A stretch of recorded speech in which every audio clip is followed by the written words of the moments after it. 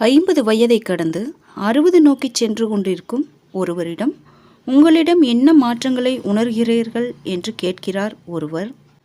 அவர் சொன்ன பதில், என் பெற்றோரை, என் உடன் பிறந்தவர்களை, என் மனைவியை, என் குழந்தைகளை, என் தோழர்களை நேசித்த பிறகு இப்போது என்னை நேசிக்க துவங்கி உள்ளேன்.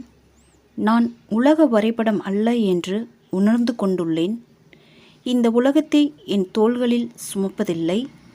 காய்கறி விற்கும் தங்கச்சியிடம், பழம் விற்கும் தம்பியிடம் பேரம் பேசுவதை நிறுத்திவிட்டேன். 10 ரூபாய் அதிகமாக கொடுத்து விட்டேனே என்று மண்டையை உடைத்து கொள்வதில்லை. அவர்கள் மகள்களின் படிப்புச் செலவுக்கு சேமிக்க இது உதவட்டுமே. உணவகங்களில் கூடுதலாக டிப்ஸ் தருகிறேன்.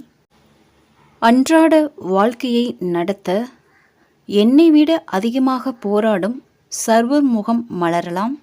எத்தனை தடவை இந்த கதையை சொல்லுவீங்க என்று இப்போதெல்லாம் முதியவர்களிடம் சொல்வதில்லை. அவர்கள் இந்த கதைகளால் தமது பழைய நினைவுகளை அசை போடுகிறார்கள்.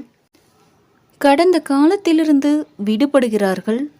சில நேரங்களில் பிறர் சொல்லுவது தவறு என்று தெரிந்தாலும் அவர்களை திருத்தாமல் இருக்க கற்றுக்கொண்டேன். எல்லோரையும் திருத்தும் பொறுப்பு என்னுடையது அல்ல. எல்லோரும் சரியாக இருக்க வேண்டும் என்பதை விட என் மன அமைதி எனக்கு முக்கியம். பெருந்தன்மையுடன் தாராளமாக பாராட்டுகிறேன். இது பாராட்டு பெறுபவருக்கு மட்டுமல்ல, என்னுடைய மனதுக்கும் மகிழ்ச்சி அளிக்கிறது.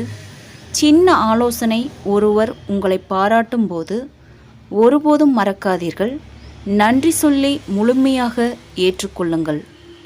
என்னுடைய ஆடையில் எண்ணெய் கரை பட்டுவிட்டால் அலட்டிக்கொள்வதில்லை. தோற்றத்தை விட ஆளுமைதான் உரக்கப் பேசுகிறது. என்னுடைய மதிப்பை உணராதவர்களிடம் இருந்து விலகி போகிறேன். அவர்கள் என் மதிப்பை அறியாமல் இருக்கலாம், நான் அறிவேன்.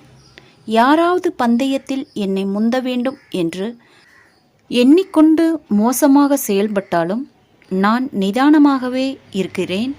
நான் பந்தயத்தில் இல்லை, என் வாழ்க்கையை வாழ்கிறேன். என் உணர்வுகளை எண்ணி சங்கடப்படாமல் இருக்க கற்றுக்கொள்கிறேன். என்னை மனுஷனாக்குபவை என் உணர்வுகள் மட்டும்தான். ஒரு உறவை முறித்து கொள்வதை விட ஈகோவை விட்டுவிடுவது நல்லது என்று அறிந்து கொண்டுள்ளேன். என் ஈகோ என்னை தனிமைப்படுத்தும்.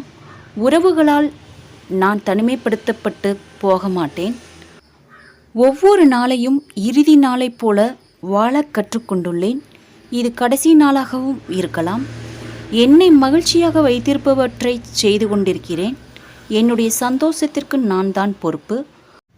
மகிழ்ச்சி என்பது ஒரு தேர்வு. அதை தேர்ந்தெடுத்து எந்த நேரத்திலும் நீங்கள் மகிழ்ச்சியாக இருக்கலாம்.